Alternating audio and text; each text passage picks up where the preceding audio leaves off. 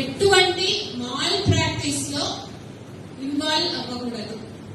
అది కూడా చాలా క్లియర్ గా ప్రెస్ కాన్ఫరెన్స్ లో చెప్పడం జరిగింది. బికాస్ స్టూడెంట్స్ కి అయితే వారు ఫ్యూచరే పోతుంది ఇటువంటి మాల్ ప్రాక్టీస్ లో ఇన్వాల్వ్ అవుతే.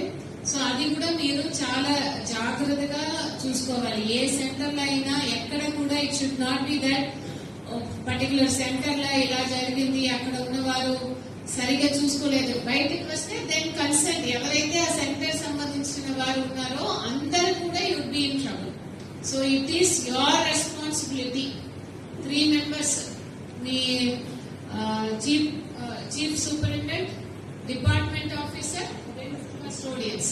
It's your responsibility right from question paper ని మీ స్ట్రాంగ్ రూమ్ నుంచి మీ సెంటర్ వరకు తీసుకువెళ్ళడం, తర్వాత ఎగ్జామ్ ని సక్సెస్ఫుల్ గా కండక్ట్ చేయడం, ఎగ్జామ్ కంప్లీట్ అయిన తర్వాత మళ్ళీ ఆన్సర్ బుక్లెట్స్ ని వెనక్కి తీసుకురావడం, దీని వరకు మీ రోల్ ఉంటుంది.